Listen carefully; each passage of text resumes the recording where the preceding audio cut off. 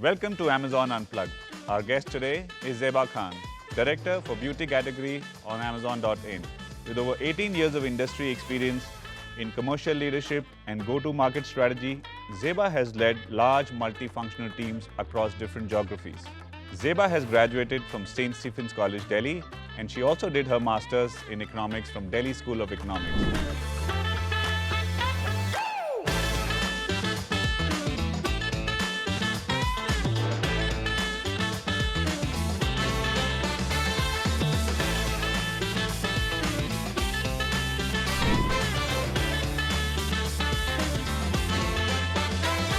Thank you, Zeba, for joining us today for this episode of Amazon Unplugged. Thank you so much, Rajiv. It's my pleasure to be here today and looking forward to this. Wonderful. So before we get on to discuss about your journey at Amazon, I'd love to hear how has been your journey before Amazon. I think I've been so fortunate to have a chance to work with two of the best companies globally, be it Procter & Gamble or Amazon. It's been a very fulfilling journey. Each role has added so much to my experience, to my leadership arsenal. I joined P&G, from campus when there were hardly any women in CPG sales. So, it was challenging and interesting at the same time. Within P&G, I did a wide variety of roles, distributor management, I did modern retail customer management, shopper innovation, brand roles, trade marketing roles, and then later strategy roles, go-to-market, commercial roles, regional roles. Every role, I learned something new. I'm also thankful that I got to learn a lot of cultures. I became more sensitive to cultures because I had the opportunity to live and work in the ASEAN region, in Middle East. And then again, I had a chance to be a student again, this time of e-commerce. And so when the opportunity came along at Amazon, I just grabbed it, and the e-com opportunity in this country is so huge that it keeps you on your toes. Zeba, let's talk about Amazon. Can you tell us a little more about what your team does and what kind of role do you play when it comes to building the entire beauty category for Amazon? It's such a unique opportunity, it's pretty much my responsibility to create the best and the most immersive and convenient experience for anybody in this country today thinking of buying beauty. So at Amazon Beauty, we are on a mission to change the way people buy beauty in this country and to literally handhold them into this new world of beauty that's emerging, help them discover, help them indulge themselves. As a category director, I'm of course responsible for growing this category year on year, of course in a financially responsible way. And this entails, devising strategies to recruit new customers, retain loyal customers. We have to continuously keep expanding selection because there's so much action happening in this category. Making it a value proposition for the customer, creating those demand moments. And last but not the least, reaching it to our customers in record time and shortest time possible. Wonderful. Thank you for those insights.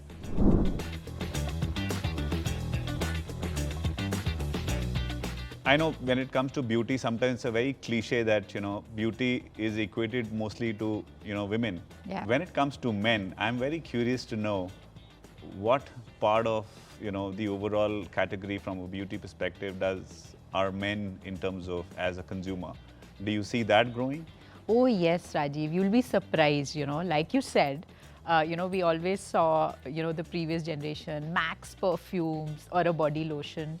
But today what we're seeing is men are into skincare and very specific concerns, They understand the ingredients, and to top it all, in makeup, we're seeing men's makeup pick up. So yeah, you need to do some learning here. I will be very honest, I'm a very bad customer specifically for this category because for me, one moisturizer can take care of all body parts. No. It isn't about, I don't have a different one for the face, for the hand, You're but I would absolutely definitely right. love to learn a little. I'm constantly educating my family that face is different, body is different. So what makes it unique specifically in this particular segment?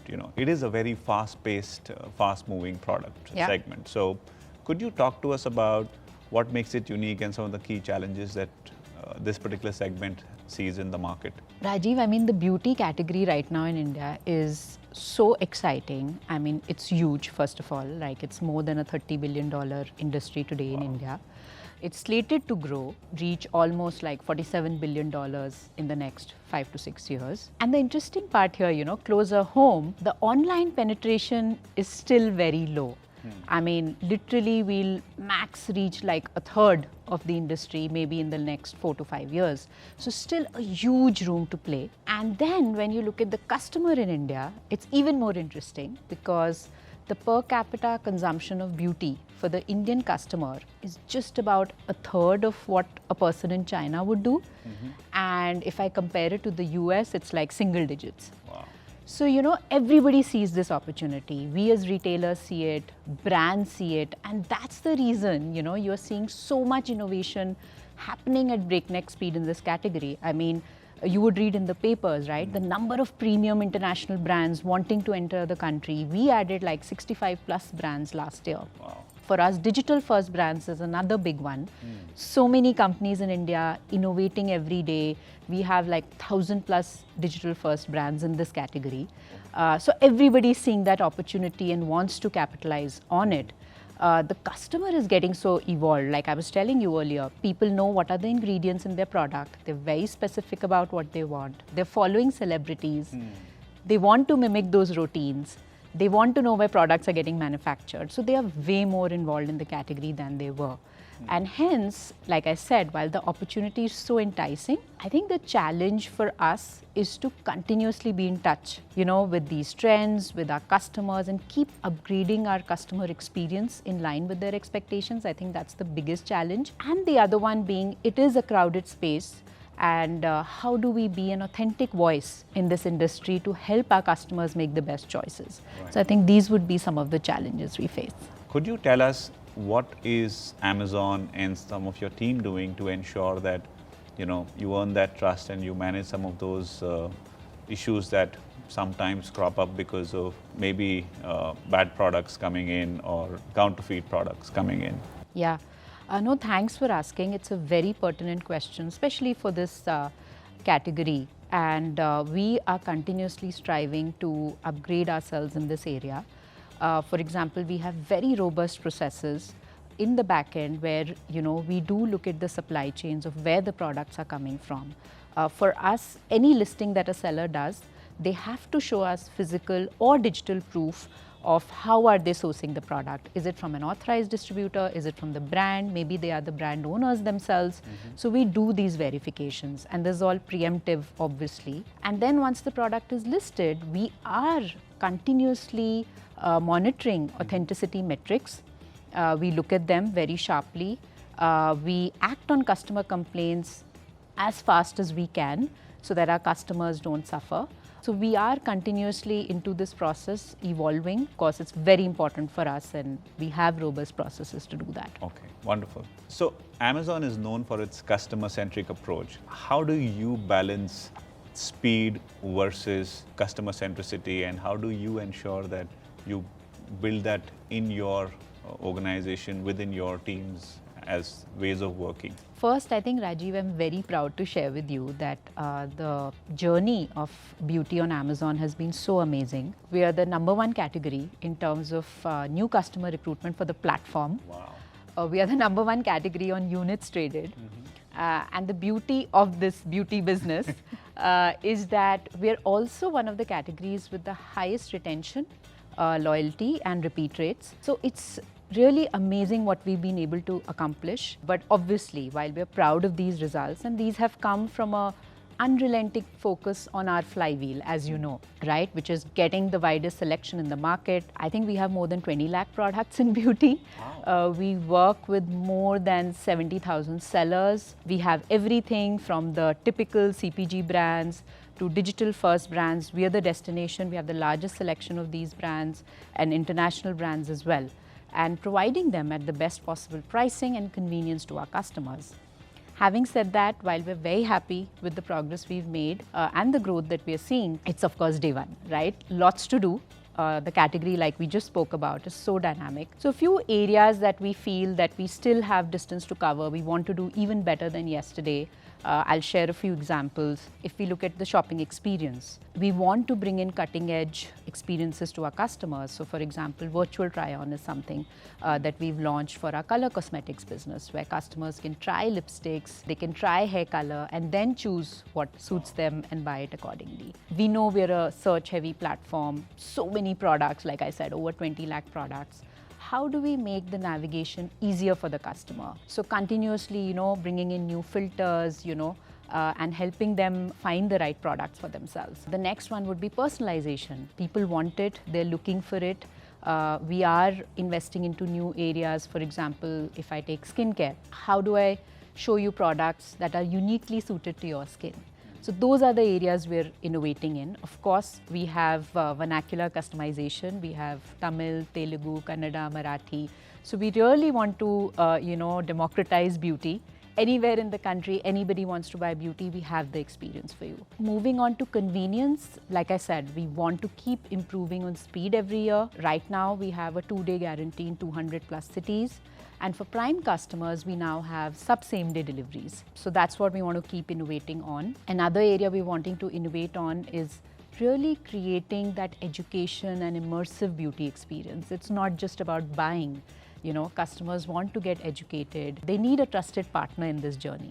And we are creating content experiences on-site and off-site. On-site, for example, we have an influencer program where we have 2,000 plus influencers who work with us, and they help us create content which tells customers about a new launch, how to use a product, how to decode a look that they like and they would like to get the same products. These people do it on their Instagram handles, and then people can come on Amazon and buy those products. On site, we bring this content onto our category pages so that people can play with it, decide how they want to take their shopping journey forward. We have something called Live, which is a very interactive and fun way, of buying products. So we are heavily investing in this whole influencer area because we do believe that our customers now want that to enjoy the beauty shopping experience. Wonderful. And I remember, I think earlier, specifically when it comes to luxury segment within beauty, people would want to go and experience in a physical setup. Yes. But you can only experience so much because you wouldn't have all of those available brands in one place. Correct. And I think the way the consumer behavior is changing in terms of being more comfortable with, going online. And I think one of the biggest reasons, like you mentioned, is the availability of these various innovations on how does it look like. If I have a hair color or if there is a lipstick shade that somebody wants to buy, how does it look? I think that innovation is probably truly also changing some of the consumer behavior and trends. Absolutely. People want to bridge that offline, online difference. And, with us, the last pin code in the country today has access to luxury beauty, international brands. So like I said, we truly want to make this accessible to everybody in the country who's thinking of buying beauty and giving them an experience that gives them confidence that they are buying the right products for themselves. I like the way you mentioned we want to democratize beauty for everyone. So is that like your North Star? Yeah, I mean, our stated vision is that we want to be the largest and the most loved beauty destination in the country. So that's what we're working towards. Wonderful. Yeah. Thank you.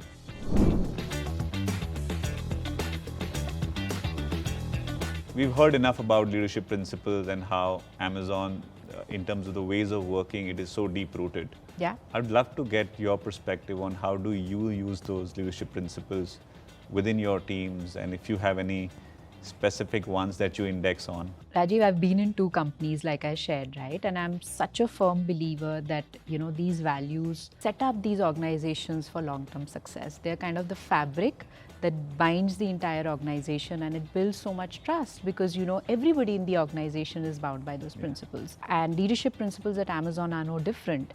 I mean, they've stood the test of time.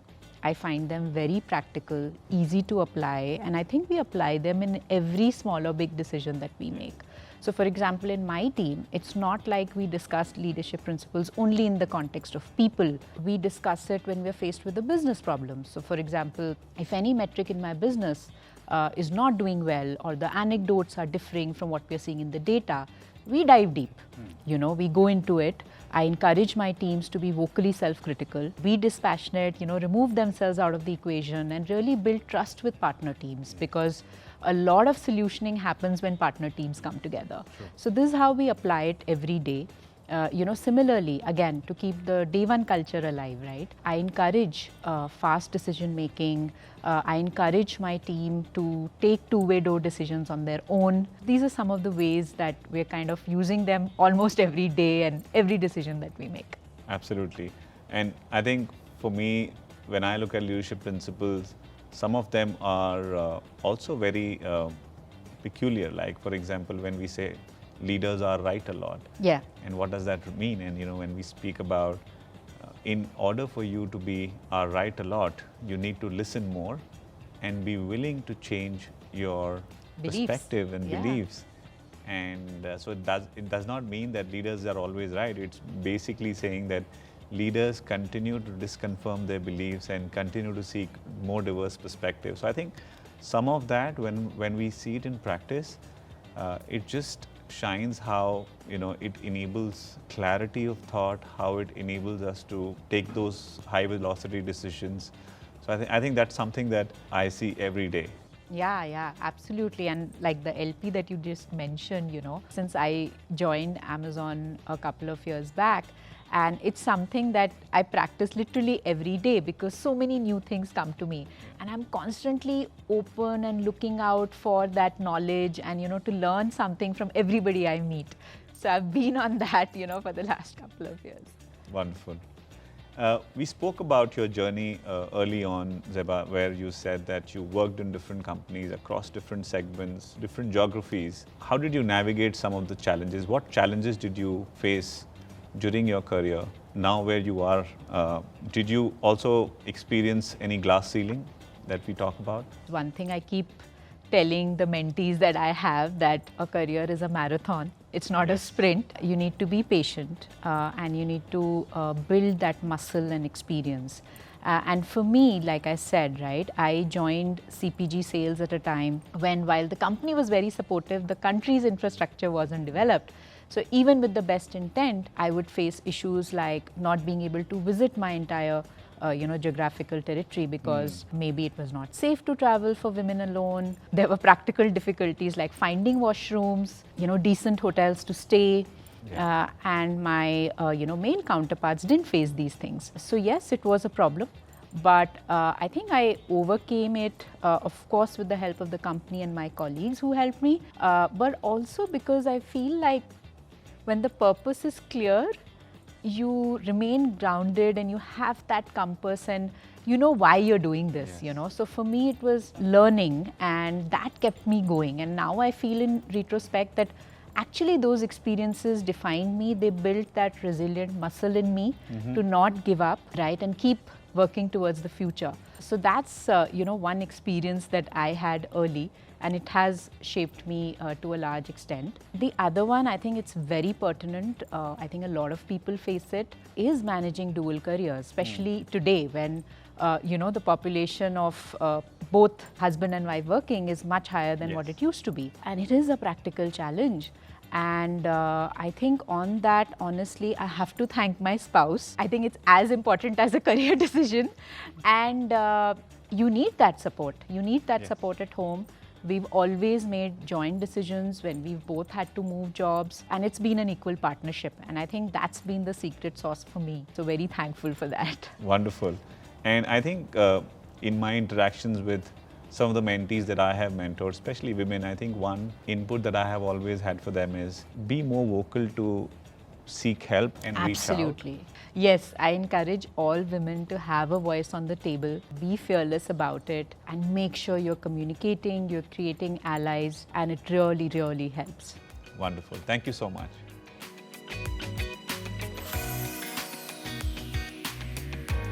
And for our next segment, we have an Amazon Live partner, Shravya Jamwal.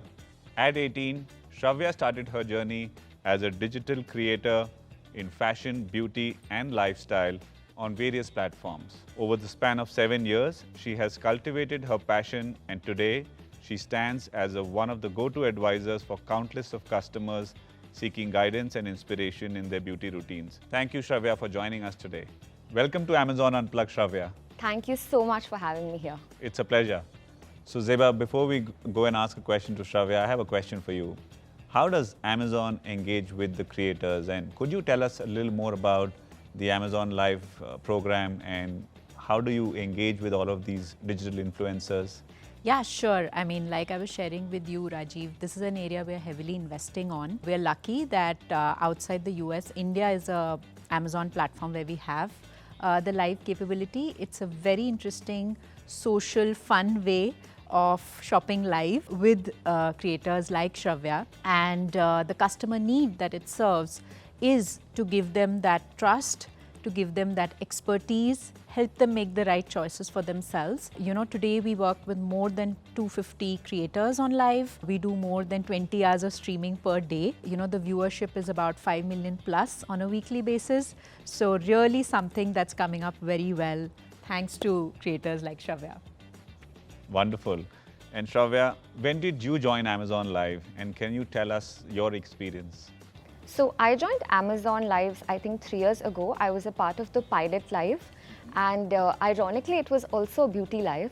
And I remember we were all so excited. I had done a lot of other things with Amazon previously, but live was the first time.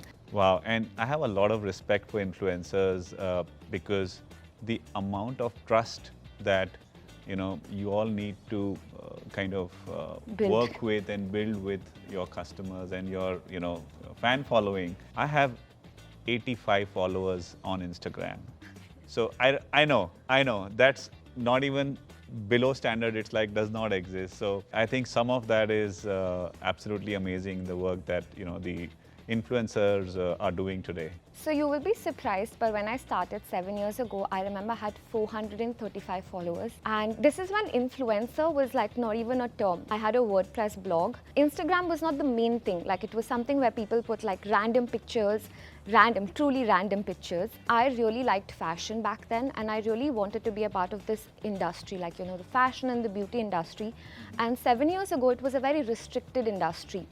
If you're not tall, if you're not thin, they would reject you outright. I really tried all sorts of ways as a 17-year-old, and there was a lot of rejection. So WordPress, it was kind of my way of just expressing myself and creating a different canvas where I can actually just be myself. Thank you for those insights. How do you prep for an Amazon Live? Like, what's the process, and how do you decide the top products and the trends that you want to showcase? So honestly, I was a nerd in school, so that kind of carried on into my career as well.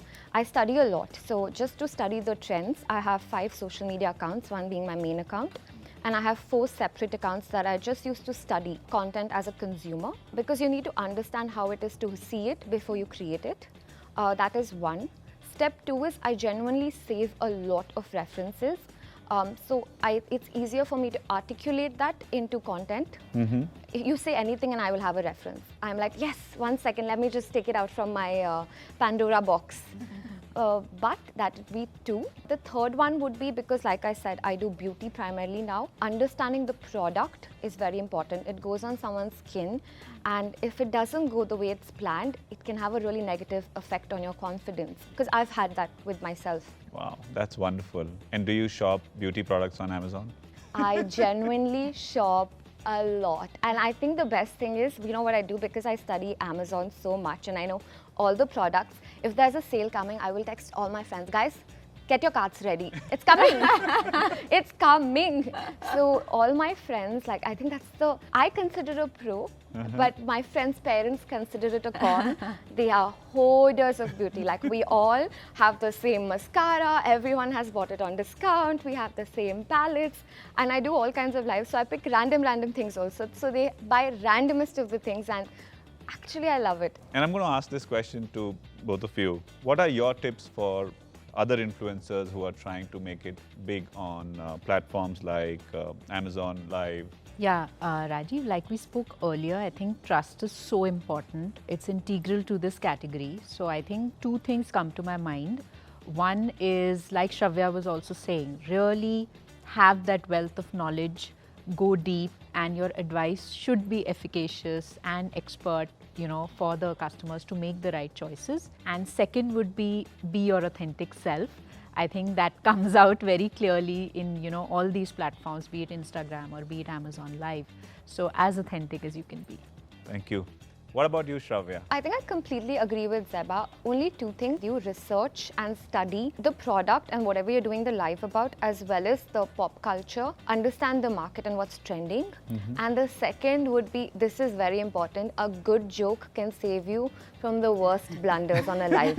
I agree. And just apologize. I would say those are two things. Don't get awkward. Okay. That's what you need. The rest will be fine. All right. Thank you so much. And we'll move to the next one, which is a little more fun. We're going to play a game on popular request, which is called Save or Splurge. So I'm going to ask you a couple of questions based on what products would you save or splurge if you had an opportunity. I need to give you a prop for that, so give me a moment. Here you go. Thank you. This is for you. So I hope you know the rules. You have to say either you're going to save or splurge. Okay. All right. The first product is eye cream. I think they're Save. bad. Okay. Sunscreen We need to with this heat. with all of this heat. Yeah, I think absolutely. Agree. So. All right. Makeup tools. I'm not that educated on this, I'll And confess. I'm also not that big on makeup, so. Okay. Shampoo. Oh, definitely splurge. You're going to save. Yeah, I mean, I touch wood, don't have any hair issues yet. All right. Lipstick. Oh, splurge for sure. There's so much to buy. Is I it? agree. You can never have too many lipsticks. Yep. Interesting. Moisturizer. Splurge. Just because, I mean, there are so many innovations now in the market that I end up buying every new thing that comes out there. So, yeah, I think I splurge on. I usually like it simple. I think it's just a personal choice. Okay. Is there one moisturizer that can be used for the whole body? I know where you're going, Rajiv. No, it cannot. Okay. I That wanna is the ask most it guys again. thing I've heard in a long time. What about a cleanser? Save. Pretty much using the same thing for quite a few years. I have acne prone skin, so I live on cleansers. Okay. And the last one is perfumes. Oh, splurge. That's mine as well. One for every mood. Exactly. All right. Well, that was fun. And thank you so much for all of the responses Thank you. and the insights that you gave about how the creators and the whole influencer are really helping us drive some of the work that we're doing in terms of educating our customers as well as connecting with them a little more. Thank you, Shravya, for joining us today. It was really fun. Thank you so much for having me here. I am going to use this in my next live. Absolutely, you must. And Zeba, we'll still have you here for our next fun segment, which is the rapid fire round. So we'll Okay. hold on to you.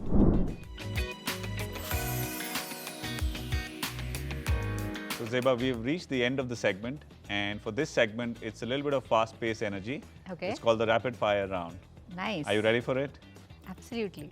All right. So I'm going to ask some questions, and like the title says, you need to answer pretty quickly. Okay.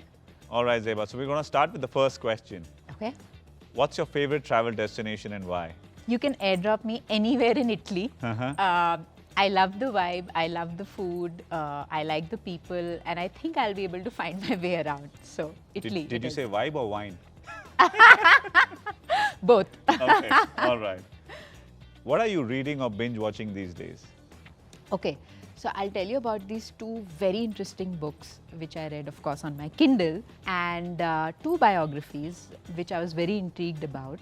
So one was the Elon Musk one. The other one was Andre Agassi, because I've been a huge fan since I was a kid. And it was so interesting because both personalities are obviously, top-notch in their fields, but so different as people. So very, very interesting. Loved those reads. Okay, wonderful. What's something in your bag that you can't live without? My phone, I thought you were going to talk about something in beauty.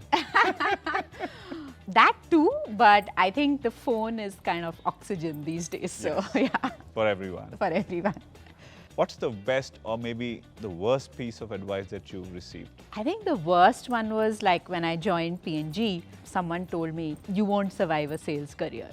Wow. And look at you here Here today. I am. Wonderful. So yes, feels good. If you could take anyone on a holiday, whom would you take and why? So I'll have to take my spouse out, otherwise he'll feel bad.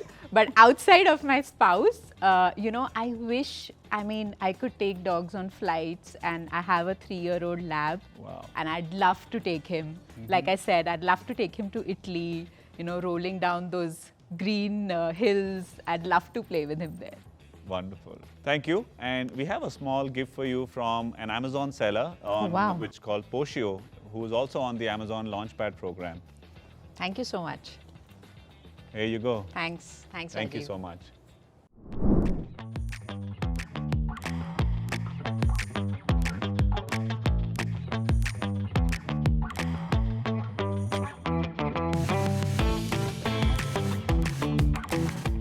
So working with Zeba is great. Working with Zeba is fun. Very inspiring. Actually really, really fun. Every meeting, every interaction with her is very insightful. Always thinking backwards from customer, We solve a lot of customer-facing issues. always thinking long term, always thinking about the bigger picture, Huge attention for detail. She's very meticulous. She is very jovial. innovating, constantly thinking about how can we make ourselves better for our customers. Someone of her pedigree and her position would be intimidating, but it's actually really fun and comfortable to work with Zeba. Most of our meetings usually end with a joke or something we commonly laugh at. Go in a meeting with her, you always come with a different perspectives. If I had to describe her in 3 words, I would say inspiring, Very approachable, always under control, very high standard, Charismatic. very empathetic. Joyful. and a lot of fun.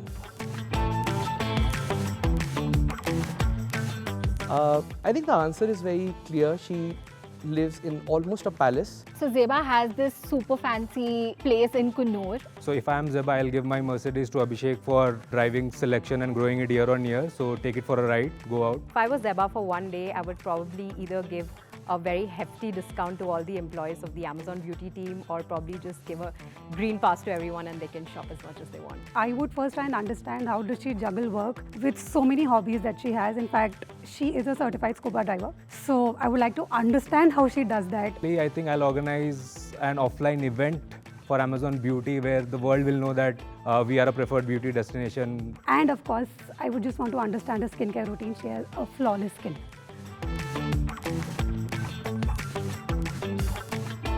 Thank you for joining us for this episode of Amazon Unplugged. I hope you liked the conversation with Zeba and you learned a little about the beauty segment. I personally enjoyed quite a bit learning about what are some of the trends and how is Amazon partnering with its creators and the influencers in educating all our customers. Thank you. We look forward to your comments.